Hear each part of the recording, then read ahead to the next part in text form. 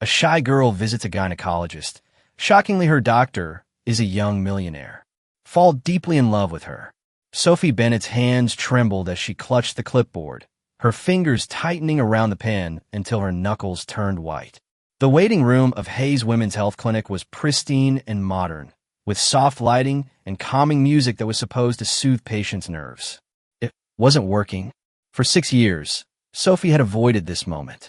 6 years of ignoring her irregular cycles, the occasional sharp pains, and the growing anxiety that something might be seriously wrong. 6 years of convincing herself that WebMD searches at 2 a.m. were sufficient. But after weeks of increasing discomfort and 3 nights of pain that left her curled up in bed, even Sophie had to admit defeat. "Just fill out the form, Sophie. It's not that hard," she whispered to herself, wiping her clammy hands on her jeans. But it was hard. Every question felt invasive, even the basic ones. Name, date of birth, medical history, family history of reproductive issues, sexual activity. Sophie's cheeks burned as she forced herself to answer truthfully. The receptionist had highly recommended Dr. Daniel Hayes when she'd called to make the appointment. "He's the best in the city," the woman had said with a warmth that suggested personal experience. "Especially good with first-timers. Very patient." Sophie hadn't thought much of it at the time. In her mind, a gynecologist was just a doctor, old, serious, clinical, probably balding, with reading glasses and a detached professionalism that would make the whole ordeal slightly less mortifying. Sophie Bennett. She nearly jumped out of her skin at the sound of her name. A nurse in pastel scrubs stood at the doorway, holding a file and offering a practice smile. Sophie swallowed hard, gripping her completed form like it was a lifeline. With wobbly legs, she stood and followed the nurse down a hallway, her stomach churning as she passed closed exam rooms. The scent of antiseptic filled her nostrils, making the reality of where she was impossible to ignore. "You can have a seat in here," the nurse said, gesturing to a chair inside what appeared to be an office rather than an exam room. "Dr. Hayes will be with you shortly. He likes to chat with new patients before the examination." Sophie nodded stiffly, perching on the edge of the chair, as if ready to bolt at any moment. Her back was straight as a ruler, hands clasped tightly in her lap to stop them from shaking. The room was neat and professional. Framed medical certificates lined the walls. A sleek desk sat in the corner, and beside it, the dreaded exam chair loomed like something out of a horror movie. She tried not to stare at it, focusing instead on her breathing. In for 4, hold for 7, out for 8, a technique her therapist had taught her for anxiety attacks. It wasn't helping much. "Be calm, be normal, get through this," Sophie repeated in her head like a mantra. She'd rehearsed what she would say, practiced describing her symptoms clinically, objectively, as if talking about someone else's body. And that was when Sophie forgot how to breathe altogether. The man who stepped inside was not the kind of doctor she had pictured in her head. Dr. Daniel Hayes was gorgeous, tall, broad-shouldered, effortlessly handsome in a way that seemed unfair in a medical setting.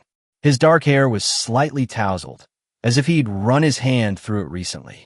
His jaw was sharp enough to cut glass, and his deep blue eyes held an easy confidence that made Sophie's mouth go dry. He was young, mid-30s at most, and wore a crisp white coat over a light blue button-down shirt that matched his eyes perfectly. A stethoscope hung around his neck, and he carried a tablet in one hand. "Miss Bennett." His voice was smooth, calm, completely professional, yet it sent an unexpected shiver down Sophie's spine. He gave her a reassuring smile as he shut the door behind him. Sophie tried to answer, but nothing came out. She was too busy panicking. He was young. He was attractive. He was going to examine her. "Oh no." Daniel sat down across from her, flipping through her file on the tablet. "I see this is your first visit to a gynecologist." Sophie nodded so quickly she might have given herself whiplash. Daniel's smile remained gentle, his eyes kind and understanding in a way that somehow made this both better and worse. Many women feel anxious about their first visit. It's completely normal. He set the tablet down and leaned forward slightly, his full attention on her. "Before we begin, I want you to know that everything we discuss is confidential, and my priority is your comfort and health. We'll take things at your pace. Nothing happens unless you're comfortable. Okay. Sophie nodded again, her cheeks burning. She couldn't remember the last time a man, especially one who looked like him, had focused so intently on her. Daniel noticed the way she tensed, the way she avoided eye contact, the way she looked like she wanted to disappear into the chair. His expression softened further. How are you feeling right now, Sophie? And it's okay to say nervous or terrified. I've heard it all. There was a gentle humor in his voice, an attempt to put her at ease. Sophie clenched her hands together. Fine, she lied, then immediately regretted it. She was here for medical help. Honesty was probably important. Daniel chuckled, a warm, easy sound that shouldn't have affected her, but did. You don't have to be brave for my sake. Most patients find their first gynecological exam stressful. I promise I'm not that scary in a professional capacity. Sophie begged to differ. He was terrifying, not because of who he was, but because of what he was making her feel. She had never reacted to anyone like this before, her heart racing, her palms sweating, her body hyper-aware of his every movement and expression. And the worst part? Daniel noticed. He noticed her body language, the way she avoided his gaze, the pink flush on her cheeks.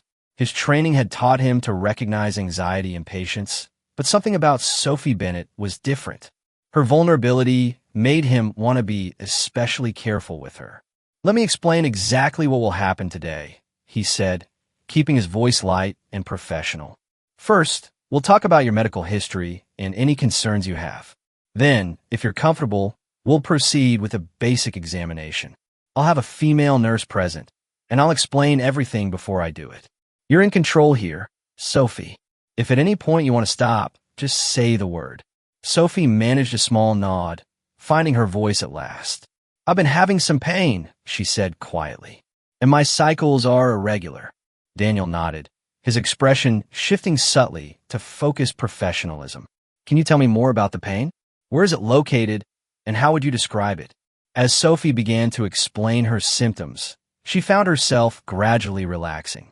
Dr. Hayes asked questions with clinical precision, jotting notes on his tablet, his manner shifting seamlessly from charming man to thorough physician. This somehow made it easier. This was his job.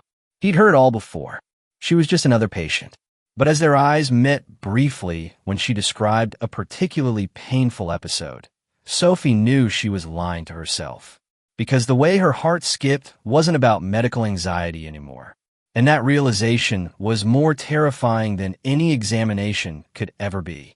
Sophie practically sprinted out of the clinic that day, her heart still pounding as she walked down the busy sidewalk, her hands clammy, her cheeks still burning from embarrassment. She had never felt so out of place in her entire life. Dr. Daniel Hayes was too much, too handsome, too charming, too intimidating. And the worst part was that he had been kind, gentle, and understanding, which somehow made things worse because that meant she couldn't even be mad at him. She was mad at herself, mad at the way her stomach had flipped when he spoke to her, mad at the way her skin tingled when he reached out to shake her hand at the end of the appointment, mad at the way she had nearly melted into a puddle on the floor just from looking at him. I can never go back there, she muttered under her breath as she hurried toward the subway station. Never in a million years. But fate, as always, had other plans. For the next 2 weeks, Sophie ignored every call from the clinic. Her prescription needed to be adjusted. Didn't care. She needed to schedule a follow-up. Not happening. She'd find another doctor, preferably one who was female, elderly, and looked like someone's grandmother. But then her symptoms started getting worse, and no amount of avoiding the problem was going to make it go away. Which was how she found herself back in that same waiting room, gripping the arms of the chair like it was a lifeline. This time, she silently prayed that maybe she'd get a different doctor. Someone older, someone boring, someone who wouldn't make her entire brain short-circuit. But of course, life hated her, because the moment the nurse called her name and led her back to the office, the person waiting for her was once again him, Dr. Daniel Hayes, looking as unfairly good as ever. He looked up from his file when she stepped in, and then he smiled. Sophie, he said, closing the folder. I was starting to think you were avoiding me. Her breath hitched. He noticed. Her stomach twisted as she quickly took a seat, keeping her gaze glued to the floor. I wasn't, she stammered, lying through her teeth. Daniel leaned forward slightly, resting his arms on the desk. His expression was gentle, amused, but also curious. You missed your follow-up, he said. And when we tried calling, you didn't answer. Sophie felt like she was dying. I got busy, she mumbled. Daniel didn't believe her for a second, but he let it slide. Instead, he studied her carefully, noticing the way she kept fidgeting with the hem of her sleeve, the way her shoulders were tense and stiff. She was nervous. She had been nervous last time too, and somehow knowing that made something inside him soften. He had seen thousands of patients, but none like Sophie Bennett. There was something about her, something delicate yet resilient, something that made him want to be careful, to move slowly, to make sure she felt safe. And that was a strange feeling, a feeling he hadn't expected from a patient interaction. How have you been feeling since your last visit? He asked, his voice professional but warm. Has the medication helped with the pain? Sophie nodded, still avoiding his eyes. It's better. Not completely gone, but better. That's good to hear, Daniel said, making a note in her file. I'd like to adjust the dosage slightly, based on what you've told me. And I'd recommend we do a follow-up ultrasound in about a month, just to make sure everything is progressing as it should. Sophie nodded again, already planning her escape. She would find another clinic for the ultrasound. There had to be other gynecologists in the city. The appointment continued, strictly professional, but Sophie remained hyper-aware of every movement Daniel made, every time he glanced at her, every small smile. When it finally ended, she practically ran for the door, mumbling a thank you as she disappeared down the hall. And Daniel, for reasons he couldn't quite explain, felt a pang of disappointment as he watched her go. 3 days later, Sophie was curled up in the corner of Literati, her favorite independent bookstore cafe in the city. It was her sanctuary, her escape from the world. Here, surrounded by the scent of old books and fresh coffee, she could lose herself for hours. She worked part-time at the bookstore, but today was her day off. Sophie had claimed her usual spot by the window, a dog-eared copy of Jane Austen's Persuasion, open in her lap, a story about second chances and overcoming pride that had always resonated with her. Refill on your lavender latte.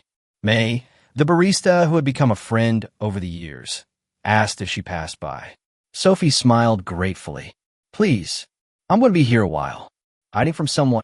May teased, already familiar with Sophie's tendency to retreat into books when life became overwhelming. Just the usual reality, Sophie replied with a small laugh.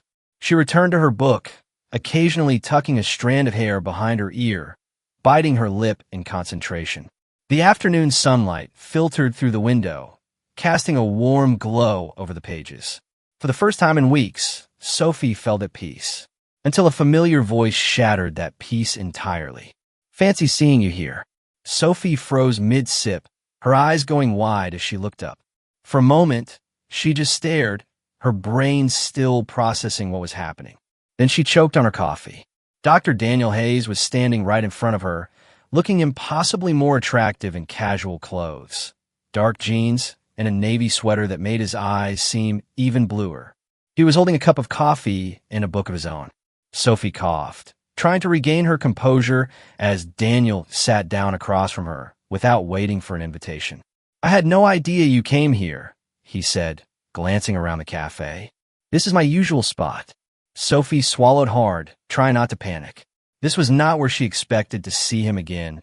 Outside of a medical setting, just casually sitting across from her like this was normal. I like the quiet, she mumbled, hoping he wouldn't notice how nervous she was. Daniel smiled. Me too. And they have the best coffee in the city. He gestured to her book. Austen fan. Sophie nodded, surprised. You've read her? English literature minor in college, he explained, before I committed fully to medicine. Persuasion is actually my favorite of hers. Most people go for Pride and Prejudice. Persuasion has more depth, Sophie found herself saying, her literary passion momentarily overriding her anxiety. It's about second chances and regret, not just first impressions. Daniel's eyes lit up. Exactly. And Elliot is a much more complex character than Elizabeth Bennet. And just like that, an easy conversation flowed between them. For the first time, Sophie allowed herself to actually look at him, really look at him. He was wearing a tailored dress shirt, the sleeves rolled up to his elbows, revealing strong forearms. His watch looked expensive, his entire presence effortlessly polished, exuding wealth and confidence. He looked like someone who belonged to a completely different world than hers, and yet here he was sitting across from her, looking at her like she was the most interesting person in the room. That thought terrified her. "So you work here?" Daniel asked, noticing the way several customers greeted Sophie by name. "Part-time," she admitted. "I'm the resident classics expert and event coordinator. We do author readings, book clubs, that sort of thing." "That explains your impressive literary knowledge," Daniel said with a smile. "Do you enjoy it?" "I love it," Sophie said, and for a moment, her shyness fell away as she talked about the store. "Books have always been my safe place. There's something magical about connecting people with stories that might change their lives." Daniel watched her as she spoke, noticing how her entire demeanor transformed when she talked about something she loved. Her eyes brightened, her hands became animated, her voice grew confident. It was like seeing a completely different person emerge from behind the shy exterior. They talked for nearly an hour about books, about the neighborhood, about their favorite coffee drinks. Sophie gradually relaxed, finding it easier to speak to him outside the clinical setting. Daniel was surprisingly easy to talk to, knowledgeable without being condescending, funny without trying too hard. But as comfortable as the conversation had become, Sophie couldn't shake the awareness that this man had seen her at her most vulnerable, that he knew things about her body that no one else did, that he was her doctor. As if reading her thoughts, Daniel suddenly said, "I hope this isn't inappropriate. Me sitting here, talking to you like this." Sophie blinked, surprised by his directness. "I don't usually run into patients outside the clinic," he continued, "and I certainly don't usually sit down and have coffee with them. But," he hesitated, then smiled, "I'm glad I ran into you, Sophie." Before she could respond, his phone buzzed. Daniel glanced at it and sighed. "I have to get back to the clinic. Emergency consult." He stood, gathering his things. "It was nice seeing you in a non-medical setting." Sophie nodded, not trusting herself to speak. Daniel hesitated, then pulled out a business card and scribbled something on the back. "This is my personal number," he said, sliding it across the table, "in case you have any questions, medical or otherwise." And then he was gone, leaving Sophie staring at the card, her heart racing, and her mind in complete disarray. A few days later, Sophie's world shifted again. She was absent-mindedly scrolling through her phone during her lunch break when she stumbled upon an article that made her stomach drop. Dr. Daniel Hayes, the millionaire doctor behind Hayes Medical Group. She froze, heart pounding. She clicked on the article, her eyes widening with every word. Daniel wasn't just a doctor. He was the doctor, a leading name in gynecology, a pioneer in women's health with multiple hospitals under his name, including the very clinic she had visited. The article detailed his innovations in reproductive health technology, his philanthropic work providing care to underserved communities, and his status as one of the city's most eligible bachelors. And on top of that, he was filthy rich. The article estimated his net worth at well over 8 figures. Sophie could barely breathe. It wasn't just that he was successful. It was the fact that she had been so naive. She had let herself believe, for even a second, that he was just a normal person, that their coffee shop conversation had been between equals. But now the truth was staring her right in the face. Daniel Hayes wasn't just some charming doctor. He was untouchable. And she was just Sophie Bennett, an ordinary girl with an ordinary life, struggling to pay her rent, trying to figure things out one day at a time. They weren't equals. They weren't even close. And the sooner she accepted that, the better. She looked at his business card, still sitting on her nightstand where she'd placed it days ago, still untouched. With a decisive motion, she picked it up and dropped it into the trash bin. Some boundaries weren't meant to be crossed. Daniel started noticing the change immediately. Sophie was avoiding him. At first, he thought he was imagining it, but then she stopped coming to the cafe. He'd looked for her there 3 times. She canceled her follow-up appointment, requesting a different doctor. When he'd called to check on her, professionally concerned about her condition, the call had gone straight to voicemail. He told himself it was for the best. She was his patient, or had been, before she requested a transfer to Dr. Patel. There were ethical considerations, professional boundaries. The American Medical Association had clear guidelines about physician-patient relationships. But something about Sophie Bennett had gotten under his skin in a way he couldn't explain. It wasn't just her shy smile or the way her eyes lit up when she talked about books. It was something deeper, a genuine quality that had become rare in his world of wealth and status. Daniel had built his medical empire from nothing. Hayes Medical Group now operated 5 specialty women's health clinics across the city, with plans for nationwide expansion. His innovative approach to reproductive health care had earned him features in medical journals and business magazines alike. At 35, he had achieved more than most doctors accomplished in a lifetime. But success had come with unexpected costs. His social circle had narrowed to other wealthy professionals. Women pursued him for his status as much as for himself. The authenticity he craved seemed increasingly elusive, until Sophie, who had looked at him not as Dr. Hayes, the millionaire physician, but just as Daniel, the man who liked Austin and quiet cafes. And now she was gone. Dr. Hayes, his assistant's voice pulled him from his thoughts. Your 3 o'clock is waiting. Daniel nodded, forcing himself back to the present. Thank you, Clara. That evening, after his last patient, Daniel found himself driving past Literati. He hadn't planned it. At least, that's what he told himself. He parked across the street, watching as employees closed up for the night. A small figure emerged from the side door. Sophie, her hair pulled back in a messy bun, looking exhausted as she adjusted her bag on her shoulder. He should drive away. He knew that. But instead, he got out of his car. Sophie. She froze at the sound of his voice, then slowly turned. Her expression shifted from surprise to wariness. Dr. Hayes, she said formally, and the professional title stung more than it should have. Daniel stepped closer, keeping a respectful distance.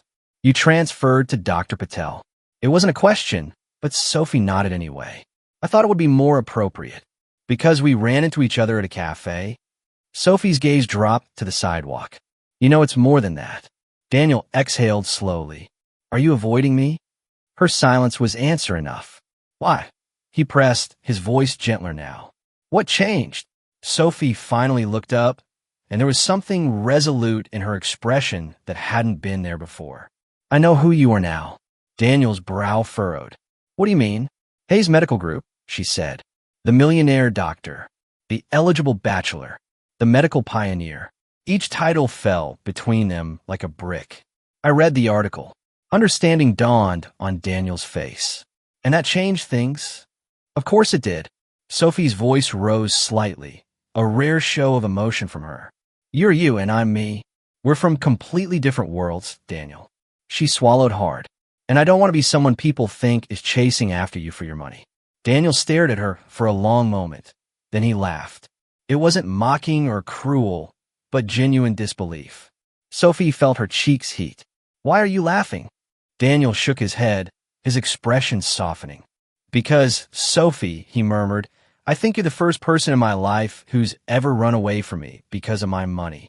Sophie's lips parted, but she had no words because for the first time she saw something in his eyes, a weariness, a vulnerability that contradicted everything she thought she knew about him.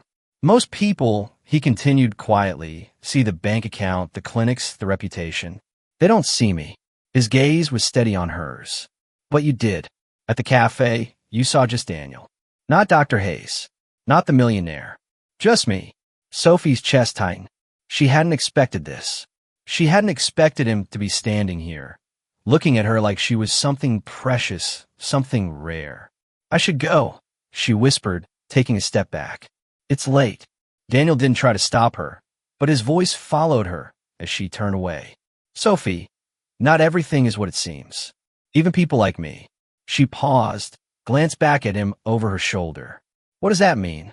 It means, he said softly, That maybe you're not the only one who feels like they're not enough sometimes. The words hung in the air between them, heavy with meaning. Sophie didn't respond, couldn't respond. She simply turned and walked away, her mind racing with thoughts she couldn't organize. Daniel watched her go, wondering when exactly Sophie Bennett had become so important to him, and why the thought of never seeing her again felt like losing something essential. 2 weeks later, Sophie was working a late shift at Literati. The bookstore was hosting a poetry reading, and she'd volunteered to stay and close up. By the time the last guest left, it was nearly midnight. Her head was pounding, her limbs heavy with exhaustion. She hadn't been feeling well all day, but she'd pushed through it, telling herself it was just stress. The medication Dr. Patel had prescribed wasn't working as well as what Daniel had given her, but she was too stubborn to go back to the Hayes Clinic. As she locked the store's front door, a wave of dizziness hit her. Sophie braced herself against the wall, waiting for it to pass. It didn't. Instead, the world began to tilt alarmingly, the streetlights blurring into streaks of gold against the dark. "Just need to get to the subway," she mumbled to herself, pushing away from the wall. She made it 3 steps before her knees buckled. The last thing she remembered was the cold sidewalk rushing up to meet her and a stranger's voice calling for help. Sophie woke to the steady beep of a monitor and the antiseptic smell of hospital sheets. Her mouth was dry, her body aching as if she'd been hit by a truck. Slowly, she opened her eyes, blinking against the soft light. And there, slumped in a chair beside her bed, was Daniel. He was asleep, his head tilted at an uncomfortable angle, his usually immaculate appearance rumpled. His white coat was draped over the back of the chair, his tie loosened, dark stubble shadowing his jaw. He looked exhausted, vulnerable, nothing like the polished doctor she was used to seeing. As if sensing her gaze, Daniel stirred, his eyes opening. When he saw she was awake, he exhaled sharply, relief flooding his features. "Sophie," he murmured, leaning forward. "You're awake." Her throat was too dry to speak. Daniel immediately reached for a cup of water with a straw, holding it to her lips. The simple kindness of the gesture made her chest ache. "What happened?" she finally managed, her voice raspy. "You collapsed outside the bookstore," he said, his voice tight with an emotion she couldn't identify. "Severe dehydration, combined with anemia and exhaustion. Your condition, the one we were treating, it worsened because you weren't following the proper medication regimen." There was a hint of professional disapproval in his tone, but it was overshadowed by genuine concern. "How did you?" She gestured weakly, indicating his presence. "The hospital called me," Daniel explained. "I'm still listed as your primary physician in the system. When I heard what happened, He swallowed, looking away briefly. "I came as fast as I could." Sophie stared at him, trying to process this. He had come for her. He had dropped everything for her. And suddenly, all the walls she had built, all the reasons she had convinced herself to stay away from him, they didn't matter anymore. "You shouldn't be here," she whispered, but there was no conviction in her words. Daniel's jaw clenched. "Where else would I be, Sophie?" She looked away, unable to hold his intense gaze. "You don't have to do this." "Do what?" "This." She gestured weakly around the room. "Taking care of me. Sitting here all night. Acting like I matter." Daniel went still, and when she finally looked back at him, his expression had darkened. "So," he said, his voice suddenly low and sharp, "you think I'm here out of obligation?" She opened her mouth, then closed it again, because yes, that's exactly what she thought. And that thought terrified her. She didn't want to be his burden, didn't want to be the girl he felt sorry for. "I don't need your charity, Daniel." His eyes flashed with something she had never seen before. Frustration, anger, something deeper. "This isn't charity, Sophie," he said, voice tight. "This is me caring about you." She let out a short, breathless laugh. "Why?" Daniel's fingers curled at his sides. "What do you mean, why?" "Why me?" she whispered. "You have everything, money, success, women who would do anything to be with you." Her throat tightened. "So why are you here?" His breath hitched, and then he finally said it. "Because I like you, Sophie." Sophie's heart stopped. The words hung between them, heavy impossible to ignore. But before she could even process it, before she could let herself believe it, the fear took over again. She shook her head, her fingers gripping the hospital blanket. "No," she said, her voice barely holding together. "That doesn't make sense." Daniel's jaw tightened. "Why not?" Sophie swallowed hard, her chest aching. "Because," she whispered, "you have everything, and I have nothing." Her voice trembled. "How am I supposed to believe that you actually want me in your life?" Silence fell between them. Daniel's gaze never wavered, and for the first time, Sophie saw something broken in his eyes. She realized maybe she wasn't the only one who was scared. Daniel took a deep breath, his hands tightening in a fist before he slowly released them. For a long moment, he didn't say anything, just looked at her, his blue eyes searching, conflicted, almost vulnerable in a way she had never seen before. And then he spoke.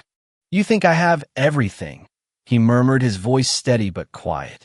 "That my life is perfect, that I don't know what it feels like to be not enough." Sophie frowned, her throat tight. "Isn't it?" Daniel let out a short breath, a bitter laugh escaping him. He shook his head. "No, Sophie, it's not." She stared at him, surprised by the sharpness in his tone. She had always seen Daniel as someone untouchable, successful, wealthy, confident. But now, for the first time, she was seeing something else. Something broken. Something real. "I wasn't always like this," Daniel continued, rubbing his hands together absent-mindedly. "I didn't grow up rich. My father was a janitor at a hospital in the Bronx. My mother cleaned houses. We lived in a one-bedroom apartment. I slept on the couch until I was 17. Sophie held her breath, watching as he spoke, not with his usual confidence, but with a quiet honesty that made her heart ache. "I put myself through med school with scholarships and student loans. I worked nights as an orderly, slept maybe 4 hours a day for years." His eyes grew distant with the memory. "When I finally became a doctor, when I started making real money with my first practice, I thought I'd made it. I thought, this is it. I've done everything right." His voice dropped lower. "And then I met someone." Sophie's stomach twisted. She was beautiful, smart, connected, everything I thought I wanted. Daniel's jaw clenched. "And she said she loved me." Sophie already knew where this was going, and yet she couldn't stop herself from whispering, "What happened?" Daniel let out a slow breath. "She didn't love me," he said, his voice soft but sharp. "She loved what I represented. The up-and-coming doctor. The potential. The status." Sophie felt her chest tighten painfully. "I found out she had been seeing someone else behind my back. Someone with more money, more connections." His voice was matter-of-fact, but Sophie could hear the old pain beneath it. "Everything she said to me, everything we had, was just calculated. An investment that didn't pay off quickly enough." Sophie sucked in a sharp breath. She didn't know what to say because this was not the Daniel Hayes she had imagined. This was not the perfect, confident doctor who had everything. This was a man who had been betrayed, hurt, left with scars that no one else could see. Just like her. "After that, I threw myself into my work," Daniel continued. "I built Hayes Medical Group from the ground up. I became successful beyond anything I'd imagined as that kid from the Bronx." He looked up at her, his gaze intense. "But do you know what I discovered, Sophie?" She shook her head slightly. "Success doesn't fix anything. Money doesn't heal you. If anything, it makes it harder to know who you can trust." His voice softened. "I haven't really let anyone in since then. I tell myself I don't need to, that it's easier this way." He looked up at her then, his gaze burning into hers. "But then I met you." Sophie froze, her heart stopped, and suddenly everything else disappeared. The hospital, the past, the fear. It was just him and her, and the unspoken truth between them. "You were different," he said quietly. "You were nervous, yes, but there was something else there. Something genuine. And then when I saw you in that cafe, talking about books, your whole face lit up with passion for something that had nothing to do with status or money." Daniel took a step closer to her bed. "And then when you found out who I was, what I had," he continued, "you didn't want more of me. You ran away. Do you have any idea how rare that is in my world, Sophie?" Sophie swallowed, trying to find her voice. "Daniel," he shook his head. "No, let me finish." He took another step, and now he was right beside her, so close she could feel the warmth radiating off him. "I don't care what you have or don't have," he said, voice raw with emotion. "I don't care that you work in a bookstore. I don't care that you think you're not enough." His fingers brushed against hers on the hospital blanket, tentative, hesitant, almost like he was giving her the chance to pull away. She didn't. "All I care about," he murmured, "is you." Outside, the city lights twinkled against the dark sky, the soft hum of the hospital creating a cocoon around them. Daniel cupped her face, tilting her chin up until their eyes met. "I want you, Sophie," he whispered. "Just you. Not what you can do for me. Not what you represent. Just Sophie Bennett, the woman who loves books and hides in cafes and blushes when I look at her too long." Sophie's breath hitched, and for the first time since she could remember, she didn't feel the need to run. Instead, she reached up, her fingers trembling slightly as she touched his face, feeling the stubble against her palm. "I'm scared," she admitted, her voice barely audible. Daniel's eyes softened. "So am I. What if this doesn't work? What if we're too different? What if it does work?" he countered. "What if our differences are exactly what make us right for each other?" Sophie looked at him, really looked at him. Not Dr. Hayes, the successful doctor. Not Daniel, the millionaire.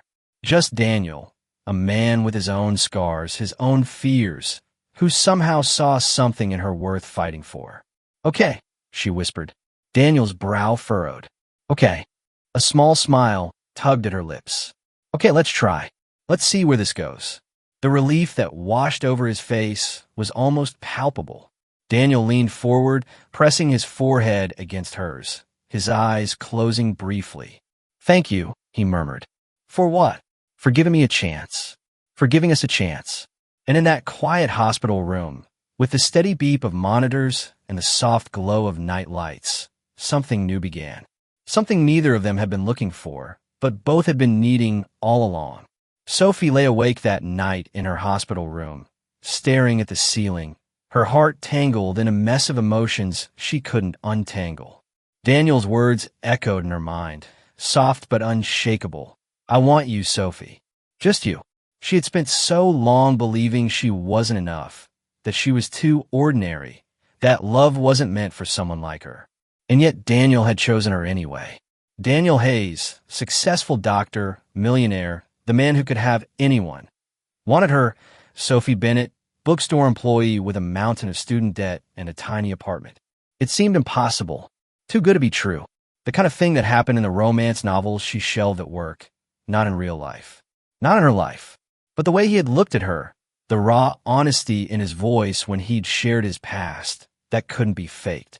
And for the first time in years, Sophie allowed herself to hope. The hospital discharged her the next morning. Daniel had insisted on driving her home, despite her protest that she could take a cab. "Doctor's orders," he'd said with that half smile that made her heart skip. "I need to make sure you get settled in safely." Now, they stood awkwardly at her apartment door as she fumbled with her keys.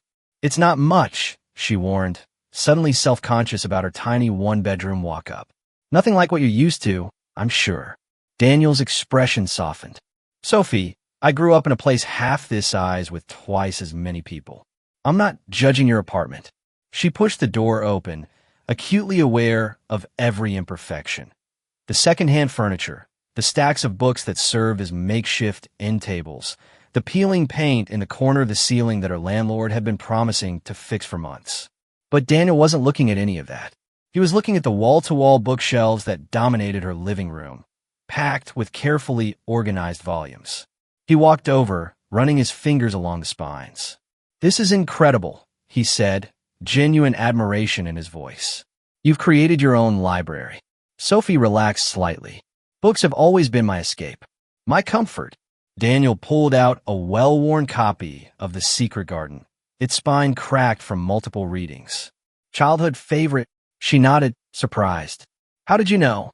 "The condition," he said, carefully putting it back. "The books we love most always show it." He turned to her, his expression serious. "You should be resting. Doctor's orders, remember?" Sophie allowed him to guide her to the couch, where he insisted on making her tea and finding her medication. There was something surreal about watching Daniel Hayes move around her tiny kitchen, opening cabinets, filling her kettle, completely at ease in a space so different from his world. "You don't have to do all this," she said as he handed her a steaming mug. "I want to," he replied simply. "Let someone take care of you for once, Sophie." She didn't know how to respond to that. She'd been taking care of herself for so long that the idea of leaning on someone else felt foreign, almost wrong. Daniel sat beside her, careful to maintain a respectful distance. "We should talk about this. Us." Sophie clutched her mug tighter. "Is there an U.S.? I'd like there to be," he said quietly. "But there are complications we need to address. Like the fact that you're my doctor." Daniel nodded. "Exactly. There are ethical considerations. I've already transferred all your medical records to Dr. Patel permanently. You'll continue treatment with her." "You did that already?" Sophie asked, surprised. "The moment I realized I had feelings for you that went beyond professional," he admitted. "It was the right thing to do." Sophie felt a rush of gratitude for his integrity. "What about the other complications?" Daniel knew exactly what she meant. "You mean the fact that I'm in the public eye? That people might talk?" She nodded, looking down at her tea. "Sophie, look at me," he said gently. When she did, his eyes were sincere. "I can't control what other people think or say, but I can promise you that I don't care. I've spent too much of my life worrying about appearances and expectations. I'm done with that." He reached over, taking her hand. "All I care about is whether this feels right to you, whether you want to see where this could go, despite the differences in our circumstances." Sophie looked at their joined hands, his larger one enveloping hers, warm and steady. "I want to," she admitted softly.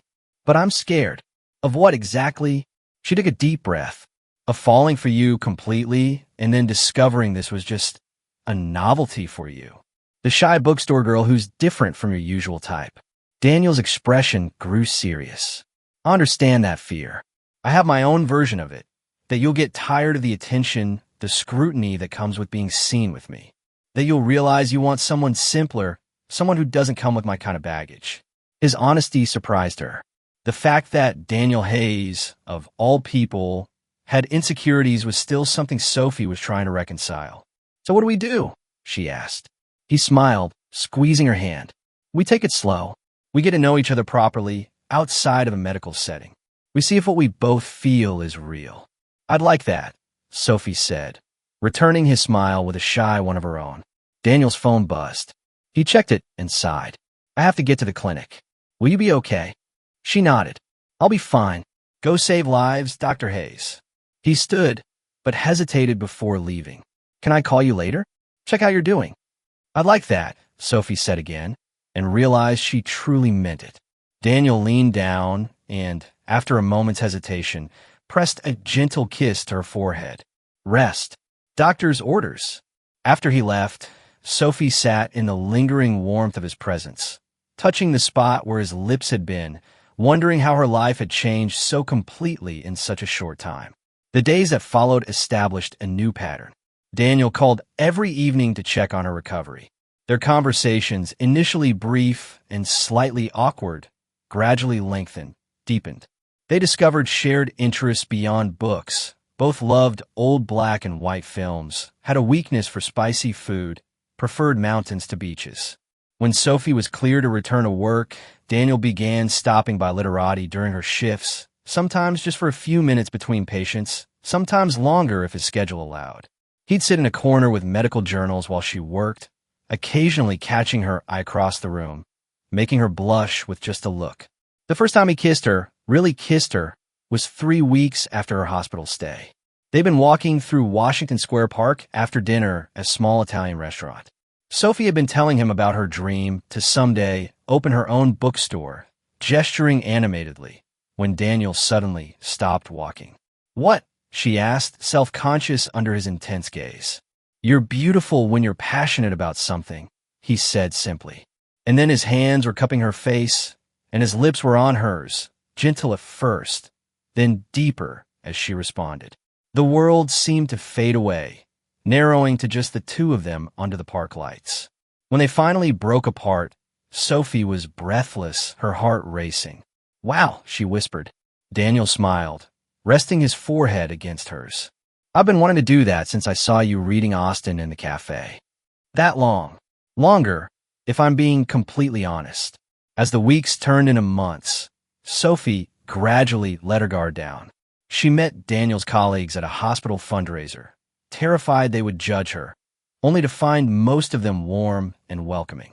Daniel introduced her simply as Sophie, the woman I'm seeing, his hand steady at the small of her back, his pride in having her beside him evident to everyone. There were challenges, of course. The first time they were photographed together leaving a restaurant, Sophie panicked at seeing herself on a gossip website. Dr. Millionaire's mystery woman. Daniel had held her through her anxiety, reassuring her that the attention would fade, that what mattered was what existed between them, not what others saw. And he was right.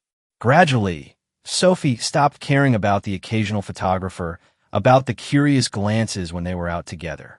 She started to see that the differences in their lives, the things that had terrified her at first, didn't matter as much as the similarities in their hearts. 6 months into their relationship, Daniel gave Sophie a key to his penthouse apartment. "No pressure," he'd said. "Just so you know you're always welcome." The first time she stayed over, Sophie had wandered his spacious home in awe, taking in the floor-to-ceiling windows, the modern art, the state-of-the-art everything. It was beautiful, but also surprisingly warm. Bookshelves filled with medical texts and classic literature, family photos, comfortable furniture meant to be lived in, not just admired. "What do you think?" Daniel had asked, watching her explore. "It's very you," she'd answered honestly. "Impressive, but comfortable. Successful, but not showy." He'd laughed, pulling her into his arms. "That might be the nicest thing anyone's ever said about my decorating skills." That night, as they lay tangled together in his massive bed, Daniel had whispered against her hair, "I'm falling in love with you, Sophie Bennett." She'd frozen, her heart pounding against her ribs. Then, gathering all her courage, she'd whispered back, "I'm already there." 1 year later, Daniel took Sophie back to the same cafe where it all began. Literati was hosting a special event, the launch of a local author's debut novel, and Sophie had organized everything, from the catering to the seating arrangement. The event was a success, the cafe packed with literary enthusiasts. Sophie moved through the crowd with confidence, introducing the author, making sure everything ran smoothly. Daniel watched from a corner, pride evident in his eyes. As the crowd began to thin, Daniel approached her, 2 cups of coffee in hand. "Congratulations," he said, handing her one. "You were amazing." Sophie smiled, exhausted but happy. "Thanks for coming. I know you had that board meeting today. I wouldn't have missed this for anything," he said, guiding her to the same table where they'd had their first real conversation a year ago. "Besides, this place is special to us." Sophie didn't think much of it at first, too busy recounting amusing moments from the event. But then she noticed the nervous way Daniel was fidgeting with his coffee cup, the way he kept checking his pocket, the intensity in his gaze. "Daniel, is everything okay?" He took a deep breath, reaching for her hand across the table, his thumb tracing slow circles against her skin, a gesture that had become familiar, comforting over the past year. "Sophie, this past year has been the best of my life," he began, his voice steady despite the nervousness in his eyes. "Before I met you, I had success, I had achievement, but I didn't have joy. I didn't have peace." Sophie's heart began to race as she realized where this might be heading. "You changed everything," Daniel continued. "You showed me that the most valuable things in life can't be bought or sold. You taught me how to trust again, how to be vulnerable again." He smiled. "You made me a better doctor, a better man, a better human being." Then, to Sophie's astonishment, Daniel moved from his chair, dropping to one knee beside their table. The remaining cafe patrons fell silent, all eyes turning to them. He pulled a small velvet box from his pocket, opening it to reveal a stunning but tasteful diamond ring. "Sophie Bennett," he said, his voice soft but full of certainty, "I love you more than I ever thought possible. Will you marry me?" Tears blurred Sophie's vision. A year ago, she would have run from this moment, convinced she didn't deserve it, that it couldn't possibly be real. But now, looking into Daniel's eyes, seeing nothing but love and sincerity, there was only one answer. "Yes," she whispered, then louder, Yes. The cafe erupted into applause and cheers as Daniel slipped the ring onto her finger with slightly trembling hands. He stood, pulling her into his arms, kissing her deeply as their audience continued to celebrate. "I love you," he murmured against her lips. "I love you too," Sophie replied, her heart so full it felt like it might burst. Later that night, as they lay in bed in Daniel's soon-to-be-there apartment, Sophie held her hand up, watching the ring catch the moonlight streaming through the windows. "Having second thoughts?" Daniel asked, only half joking. Sophie turned to him, her expression serious. "No, I'm just thinking about how far we've come. How unlikely this all was." Daniel propped himself up on one elbow, studying her face. "What do you mean? A year ago, I was so convinced that someone like you could never truly want someone like me," she admitted. "That our differences were too great to overcome. And now," Sophie smiled, reaching up to trace the lines of his face with her fingertips. "Now I understand that the differences don't matter. What matters is that you see me, really see me, and I see you. Not Dr. Hayes, the successful doctor or millionaire. Just Daniel, the man who loves old movies and spicy food, and has a weakness for Jane Austen." Daniel caught her hand, pressing a kiss to her palm. "And I don't see the shy bookstore girl anymore. I see Sophie Bennett, the brilliant, passionate woman who's going to be my wife, who challenges me and supports me and makes me happier than I ever thought possible." Sophie curled into him, resting her head on his chest, listening to the steady beat of his heart. "Do you think it will always be this way? That we'll always see each other this clearly?" "I think," Daniel said thoughtfully, "that relationships take work. There will be days when the differences seem bigger, when we'll have to remind each other of what matters. But Sophie," he tilted her chin up, making sure she was looking at him, "I will choose you every day for the rest of my life. That's a promise." "I choose you too," she whispered, "every day." And just like that, Sophie and Daniel's story came full circle, from an unexpected meeting in a doctor's office to a love neither of them ever saw coming. She once thought she wasn't enough. He once thought he'd never open his heart again. But love found them anyway, not in grand gestures or perfect moments, but in the quiet, steady presence of someone who refused to walk away. Because in the end, love isn't about perfection. It's not about wealth or status or fitting some idealized image. It's about choosing each other over and over again through doubts and fears and differences.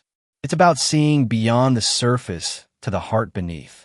And as Sophie drifted to sleep in Daniel's arms, she knew with absolute certainty that this unexpected, improbable, wonderful love was exactly where she was meant to be.